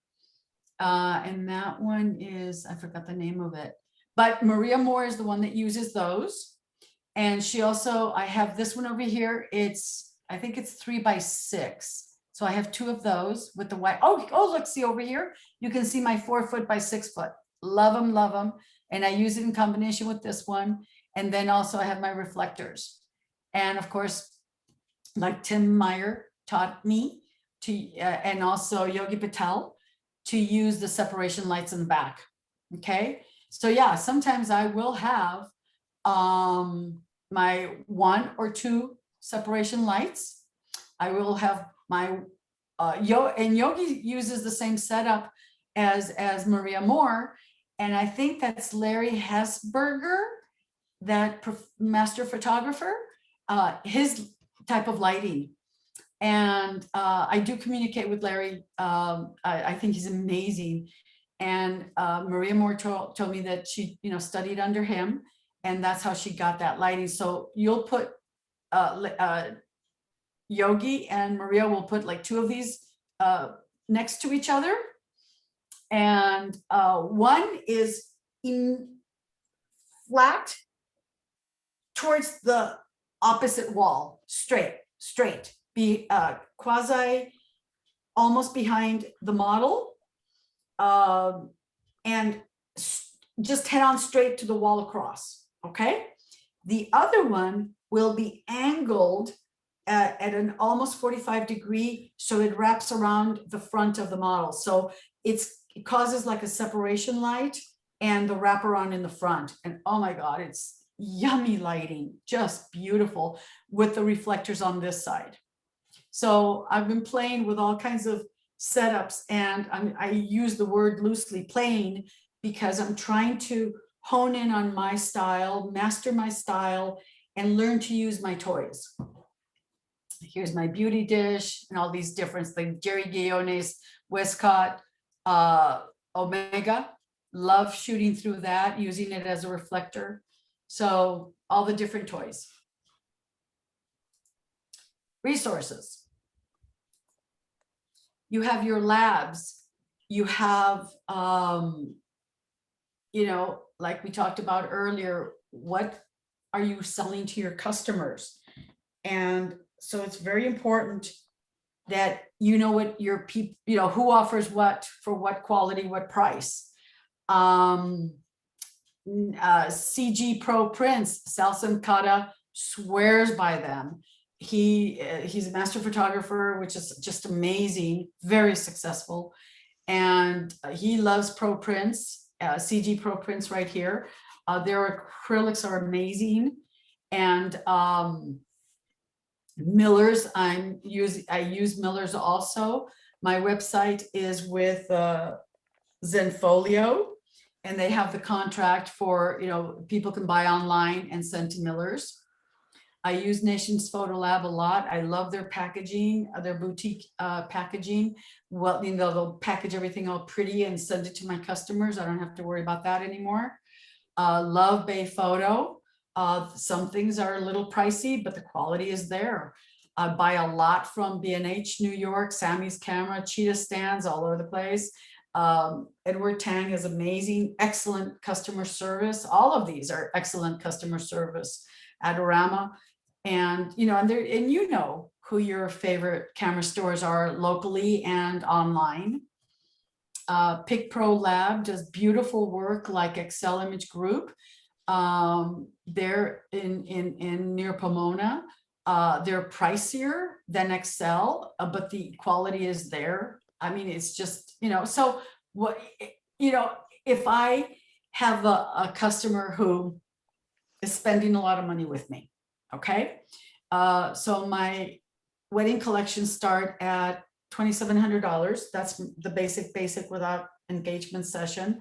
And I think it goes up to like 6,700. Okay, based on, you get the makeup artist, the bazillion things in there, and etc. And so based on which collection they get, I'll either go to PicPro Lab or Excel or CG, based on what it is that it is. And I have donated a lot of, like for example, our CPA's secretary was getting married and she didn't have the money. And so I upgraded their album. Sometimes seeing other people be happy and get things that I at one time could not afford, that fills my heart, and that's good enough for me.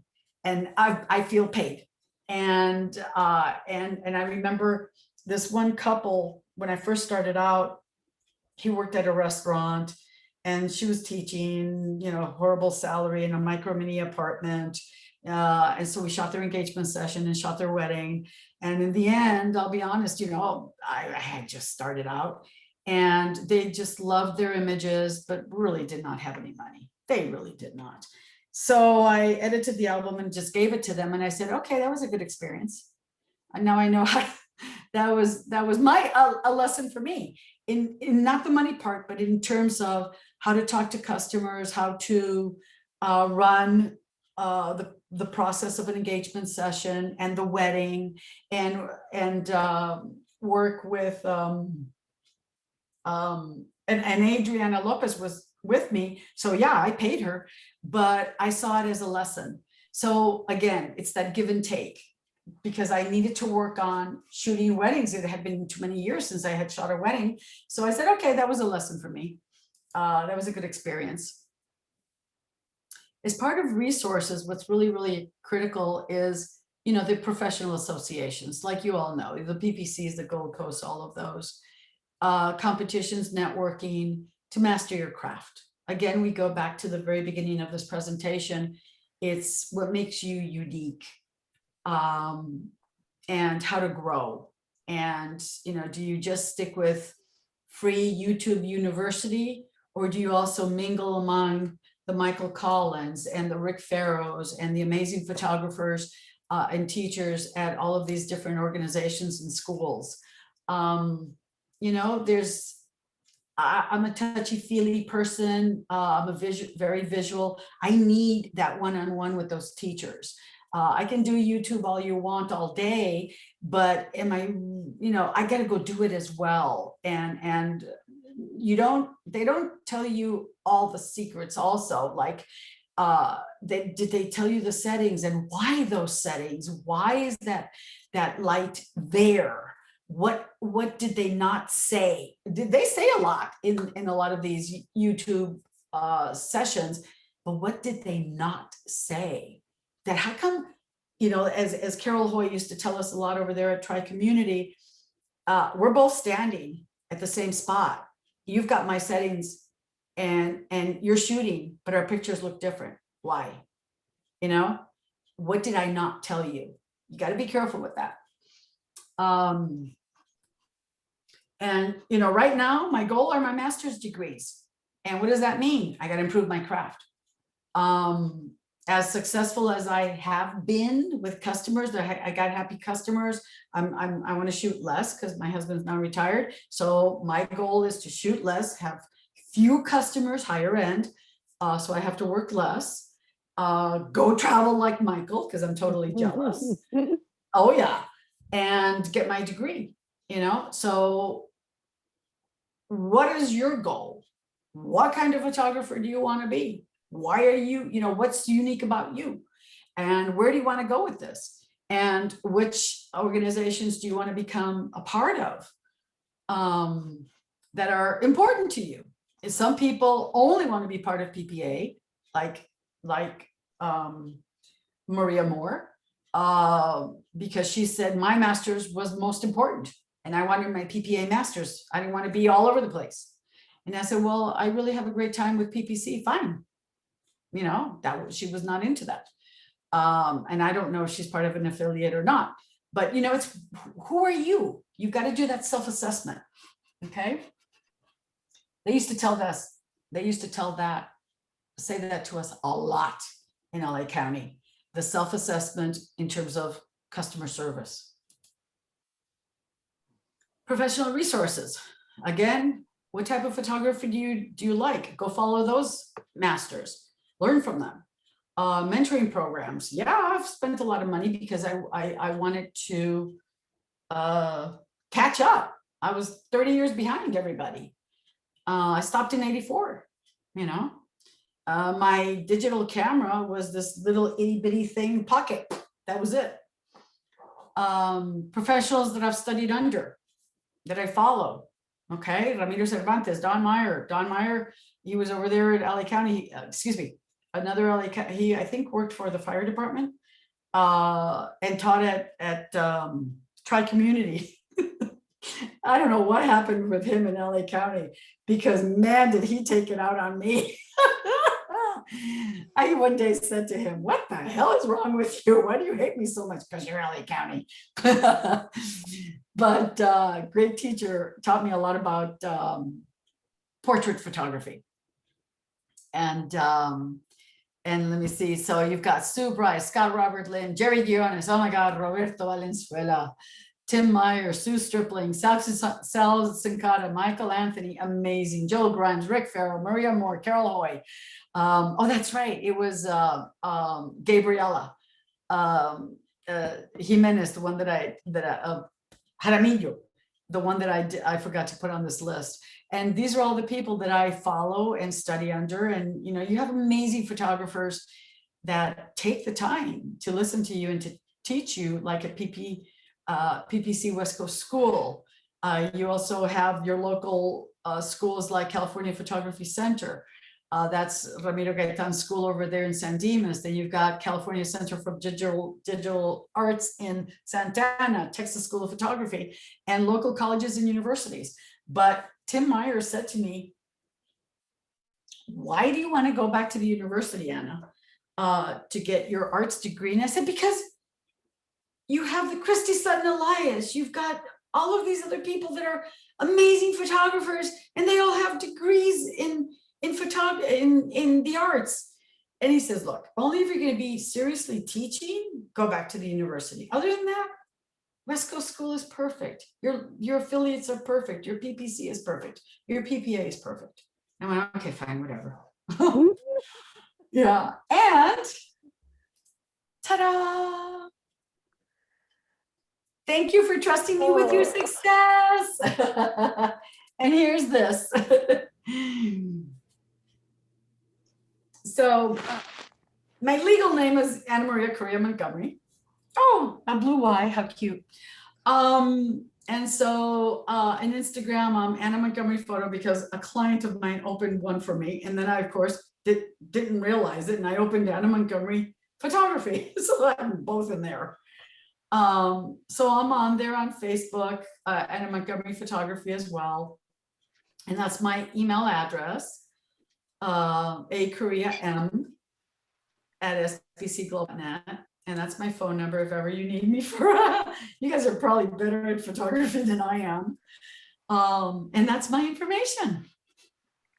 Any questions? Did I put anybody to sleep? Oh, not me. That was No. great. That was fantastic. Oh, sweet. No, it's the truth. You love me too much.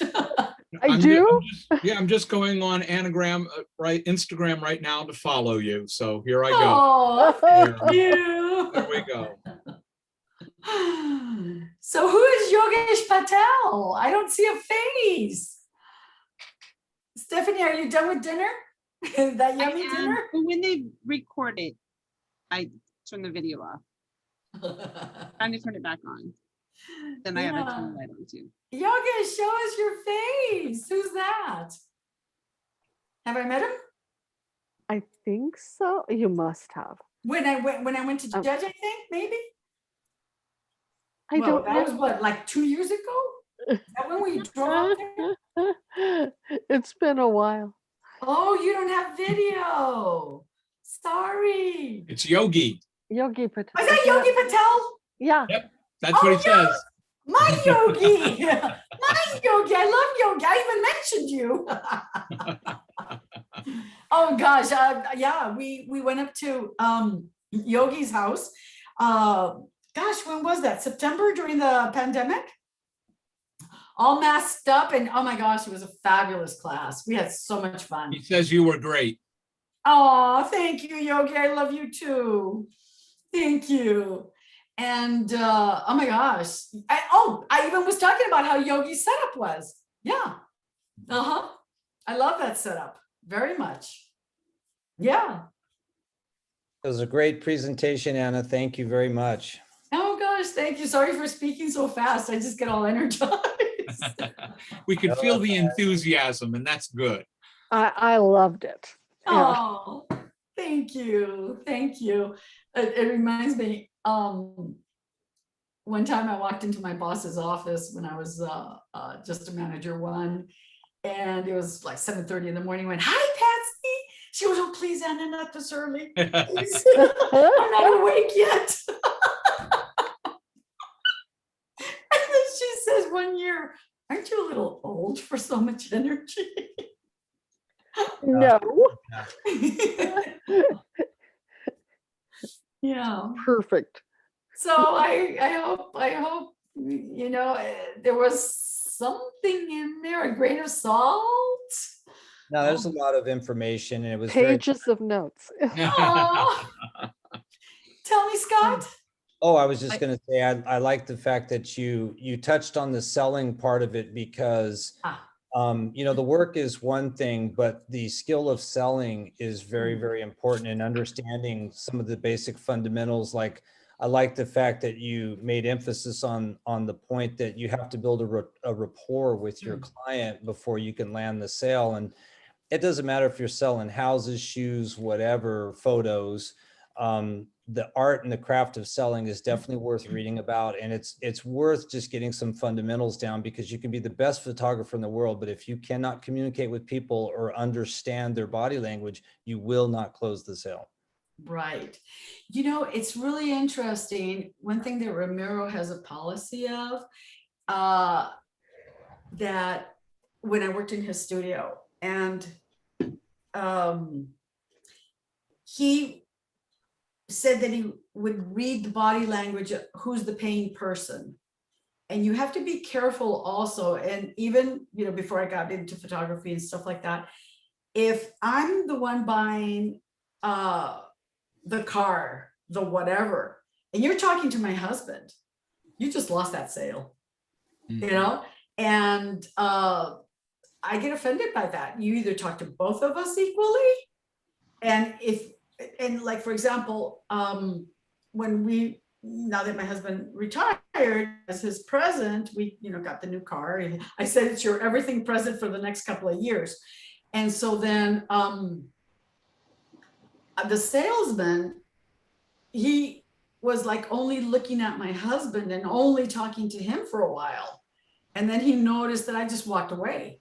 And then he chased me to, do you have any questions? And I went, he realized, he got the body language. Uh-huh. Yeah. When families come in to buy bicycles, I always pay attention to what the mom's doing. Okay. By the way, Scott, Yogi says that you were 100% right. Yeah. Anna, I'm sorry, but with all that you've said, the one thing that I've taken away from here is you taking photos on the airplane of the back of that of the movie. That just is riveted in my mind so well now. Well, that shows me the degree of enthusiasm, the interest, and drive that you have. And that is a brilliant illustration.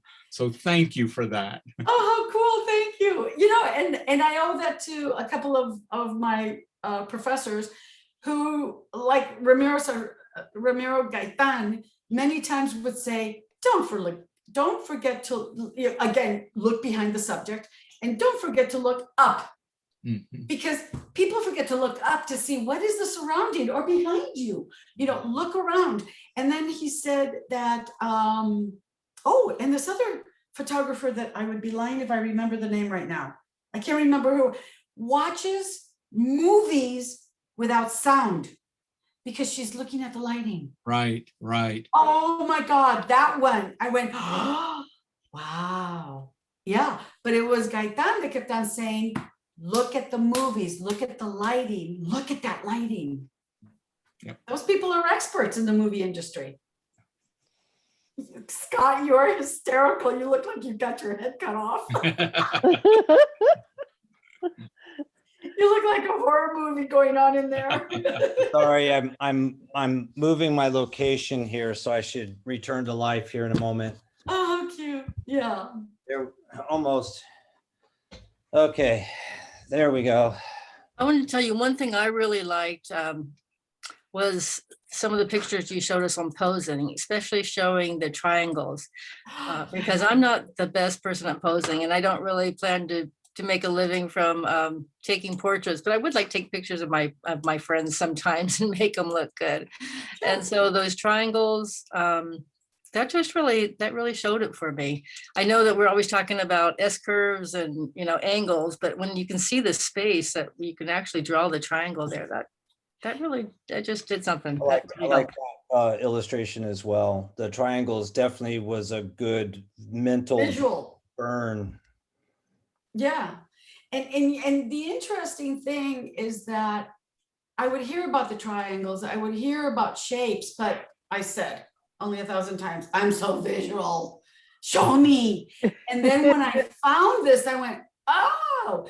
And the funny thing is that I shot some boudoir and I submitted some images for competition and they totally tanked. And I'm like, why? Well, of course, I had the bride totally flat. I didn't have her sticking her butt out, and or the triangles, they were not there. So of course she had no shape. And sometimes I have trouble seeing the S curve in a person's body too. So I'm like, well, where's the S? I don't know. You're talking about, is it the chest to the waist to the hips, or is it the arms and the legs? Where also, Jeannie, right? Yeah, I go by Jeannie.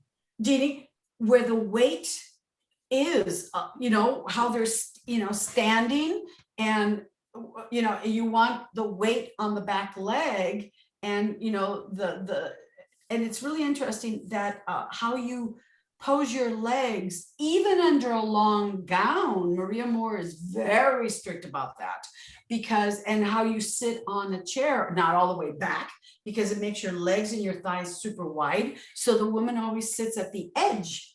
Okay. And now, and today that professor, I have to look his name up, Dan somebody, a much older gentleman. And he was talking about how, in which direction are you going to cross that lady's leg? Because if you cross it towards the light and that's head on to the camera, Bigfoot. You know, you want it away from the camera. Okay, and I did this beautiful boudoir, says I, photo of she's my second shooter, and I did a beautiful boudoir. But guess what? I had the feet in the wrong direction, and of course they totally tanked in competition. I was so heartbroken. She looked like as if her legs were 10 feet long, which we thought was cute, and the judges thought was a joke, you know. Yeah, Right. there you go. I have a question for you, Anna. How do you, we talk a lot about competitions, and I think we all here can agree that participating in photo competitions has made our work better and in a plain sense made us better photographers. But also being a business person, that you have also sold your work, and some of it is creative and some of it, how do you blend when you're shooting an image? It's like, how do you marry the creative side of yourself in terms of this is just a great photo, while the voice on your other shoulder is saying this would tank in photo comp, they would tear me up for this, but then your right shoulder is saying, oh, but this is so cool, I just love this photo. How do you blend that or separate it? My first question to myself would be, where am I? Am I shooting a wedding and the customer wants this shot? And therefore, eat the rules, enjoy them, throw them out the window. Or is this a controlled setting where I have control? And that's where, do I want to follow the rules? Do I want to throw my creativity in there and play with the customer? Sometimes I will tell the customer, may I play? May I play? You know, I've done what you want, but oh, please, will you, bear with me. I've got some ideas, I want to do them. And I've been in weddings where they're like, yeah, let's do it. And all of my, some of my wedding albums are on my website. If you go to, I think it's portfolio, and then it goes albums, and you'll see wedding albums and engagement albums in there. And some of those shots they'll give me full freedom. Because I am very meticulous in terms of sitting with my customer down and, okay, let me back up. Somebody calls me. Hi, Anna. I'm looking for a wedding photographer. Are you available on August the 14th? Hi, nice to meet you. Thank you for thinking of us. Before we go there, have you looked at my website? Have you seen my work? Am I the type of photographer that you're looking for? No, I haven't. Hey, do you have a few minutes? Are you near a computer? Can we do it right now? I will reel them in, reel that shark in, and lead them to my website and say, okay, here's this album that I just love. It's got your traditionals in there and it has your fun stuff. I do the fun during the dance or this and that, but I do the traditionals of the portraits of the church, of the this or the cake cutting, etc. And let me interject something right now. So the wedding I'm going to go shoot in September in Temecula, had never been to that resort, went over there, and it's about 6 of us. DJ now, he's done his homework, he's got his instructions, he's gone. We're talking to the wedding coordinator and the bride. Now that the groom has walked away, she goes, don't forget, I want to surprise him. I'm going to change and I'm going to dance and we're going to do this. And I want it up front. And instead of the first dance, we're going to do this. And I went, time out. What did you just say? Oh yeah, because I'm going to surprise him with this big dance and this and that. And I said, excuse me. I'll be very honest with you. I do not want a sweaty bride for my cake cutting pictures, which are going to be way after that. Your makeup is going to be shot because she's going to be doing some jazzy dance or who knows what, cheerleading dance or I don't know what it is. And, and I said, no, I don't do sweaty brides. So I hate to tell you this. Yes, I did take the class on wedding coordination because I wanted to know how to speak to these people. And I said, so let's look at your itinerary because that dance is going to come over here because you're going to take your wedding dress off, do your hoopla or whatever dance, and then put your wedding dress back on. I don't think so. And so guess what? I made him change the schedule. And I've done that many times. I will not sign off until I see a week or two before the wedding, that's scheduled. And I'm sorry to interrupt, but I've got to No. leave. So Yeah, thank no, you we're so done. much. Thank No, you. you guys continue, but Anita, I really loved it. Thank you so Thank much for this. you. Thank you Mwah. for Thank you, letting me join John. you tonight. Thank Good you night, for everybody. joining and helping. Good night. Good night. Any questions or anything? It's your call. Yogi also said, Hanson Fong is a master of posing and has the best way of showing the inverted S and C curves. I didn't know if everybody saw that, so I thought I'd throw Oh, that no, in. I haven't been looking, but yes, I also, oh gosh, that's the other one I have to add to the list. I have taken classes with Handsome Fong. He's amazing. Mhm. Yeah, I've seen his. And Scott, I'm sorry for interrupting you Oh, no, earlier. I that's didn't okay. mean to. No Did problem I at all. answer your question, Scott? Yeah, it did. And it's, it's all going to be evolving. I mean, it gets down to, communicating with your customer, understanding what they're after, understanding what you can do. For weddings, that's super important, understanding that itinerary and everything. That's really, really smart. That's just being smart. I could And see. Scott, let me interrupt you 1 second, and I apologize for that. What I try to build, because I try to be very transparent. I mean, what you see is what you get. This is who I am, okay? And I'm not afraid of showing my customers my mistakes. So I try to build trust. And I'm very old-fashioned in that way, that I still believe in trust. I still believe in people. And so once they feel comfortable with me, some of them will say, do your thing. Like the engagement session that I just shot, and I'll send you the link to this, totally unsolicited, totally unknown that this was going on. And one of my customers, the Temecula couple, I kept on getting annoyed because her makeup artist was always filming around me, and I'm like, get over it, lady, I'm trying to work. Well, she did this whole video of me working, the most beautiful thing that she goes on and on about how we were amazing, outstanding, and this and that. And so she told me, do your thing, Anna. These are the locations that I want. And we talked about clothes. And then she said, you tell me you're the boss. You tell me how to pose and sit. She trusted me 1000%. And I think I took that day. She paid extra because it ended up being a very long, 3 major locations. We started like at 11 o'clock in the morning until 8 o'clock at night for the engagement session. Oh. Yeah. And so, from Coto de Casa over there in here in Orange County to the Montage Beach, okay, for the sunset shots. And my wardrobe changes, the whole thing. Makeup artist was with us all the time. And then she posts this amazing video saying thank you about what a great job we had done. She said, "What you tell me what to do, total trust." Nice. Well, and I think, it's just, trends and things will come and go. And I think I don't see myself, ever doing wedding photography or anything, but if somebody approached me with a project, I think I would say, well, what's your vision? What do you see? What do you have? And then, try to blend it together, because I think weddings would be extremely hard to do. And, having that understanding of the customer would be super, super important. The market and everything's kind of changing. I see a lot of stuff, the things that are on Instagram and everything that's popular and trending absolutely are not comp photos. I'll tell you that.